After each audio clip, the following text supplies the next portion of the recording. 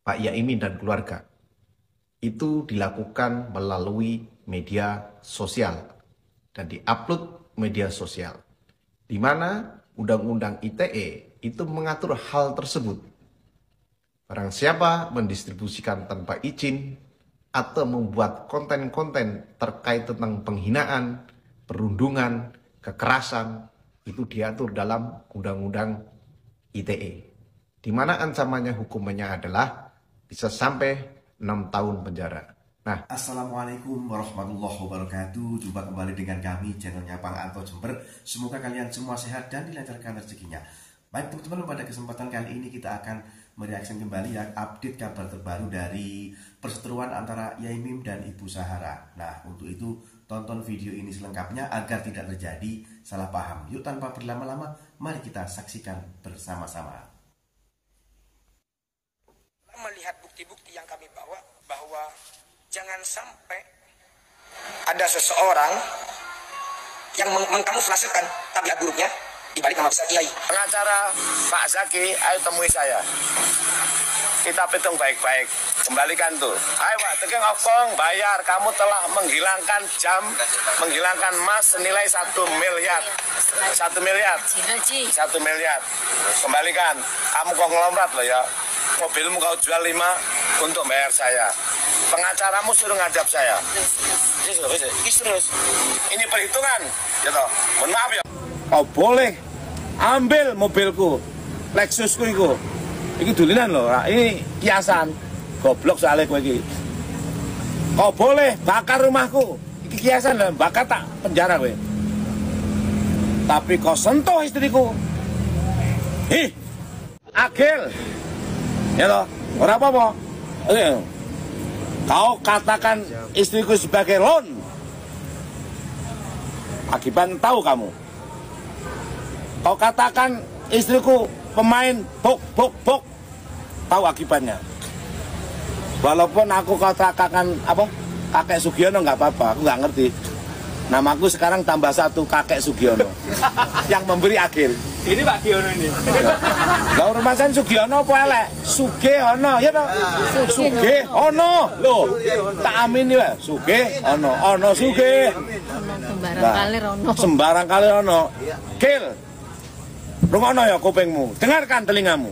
Kau telah melecehkan istriku. Pak Sofyan, kau telah memegang ada videonya. Ini perhitungan, ya toh. Mohon maaf ya. Kau boleh ambil mobilku, Lexusku itu. Ini dulinan loh. Ini kiasan.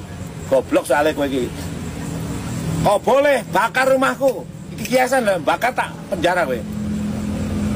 Tapi kau sentuh istriku. Ih. berjumpa lagi dengan Bunga N. Saya masih mengupdate perkembangan kasus antara Yaimin dengan Nurul Sahara.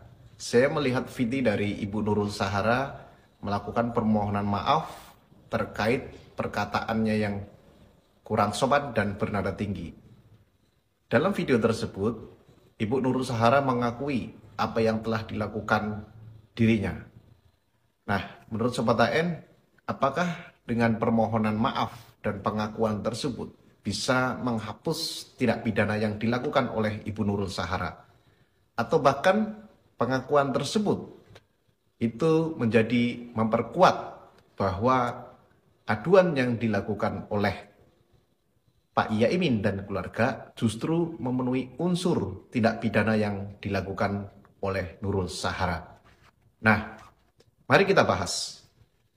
Saya melihat bahwa pengakuan yang disampaikan oleh Ibu Nurul Sahara terkait perkataan kasar dan kurang sopan terhadap Pak Yaimin dan keluarga itu dilakukan melalui media sosial dan diupload media sosial, di mana Undang-Undang ITE itu mengatur hal tersebut.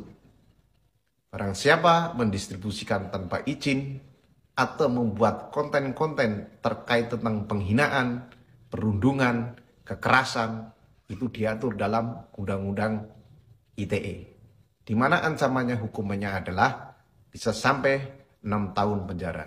Nah, menurut Sobat AN, pengakuan yang dilakukan oleh Nurul Sahara, apakah itu akan memperkuat pengaduan atau pelaporan dari Pak Yaimin dan keluarga. Nah, Sobat HN bisa komen di sini agar nantinya proses penanganan perkara Pak Yaimin di kepolisian Polres Malang itu bisa berjalan dengan lancar.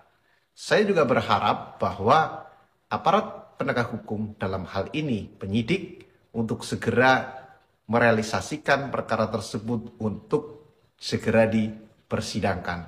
Dikarenakan apa? Biar terang benderang siapa yang melakukan tindak pidana itu bisa dibuktikan di dalam peradilan nantinya. Terima kasih Sobat HN, salam keadilan. Kita bisa lihat ini dengan tema industrial. Kita juga ada tulisan di sini, pemirsa, kita salvok juga. Kita bisa lihat, oh ternyata rumahnya dijual, pemirsa. Ada tulisannya di sini, dijual. Luas tanahnya 192 meter kubik ya. Ini terus dihubungi. Ada nomornya Yaimin juga. Terus ada bertuliskan dijual cepat. Terus ini juga ada lagi tulisannya di sini, dijual cepat juga. Terus ada sebuah bacaan ya di depan sini, apa ini? Mohon tidak parkir di depan pintu, karena waktu itu memang yang jadi sebuah keresahan Yaimin dengan tetangganya Bu Sahara adalah parkir di daerah atau untuk meminta izin apakah boleh atau tidak untuk meliput. Kita telepon ya.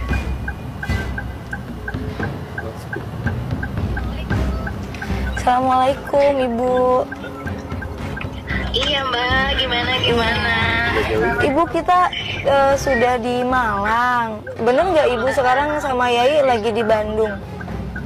Iya, ini kita lagi, ini sebenarnya lagi kemarin di Bandung, sekarang lagi di Jakarta.